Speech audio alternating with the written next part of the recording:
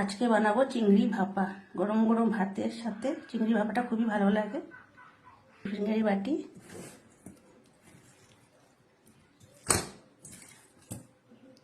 একসাথে বেটে নিয়েছি নারকেল, সর্ষে আর কাঁচা লঙ্কা। দিয়ে দিব একসাথে সব।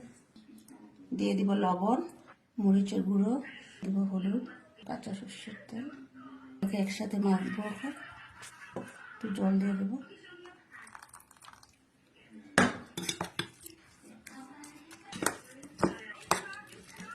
মাখানো হয়ে গেছে, এখন এটাকে ঢেকে বসিয়ে দেবো। কড়াইতে বসিয়ে দিয়েছি জল, তারপরে স্ট্যান্ডটা বসিয়ে দেবো। টিফিন কারি বাটিটা বসিয়ে দিয়েছি। হয়ে গেছে আমার চিংড়ি ভাপা। 15 থেকে 20 মিনিট রেখেছি, ওখানে খুলে দেখবো।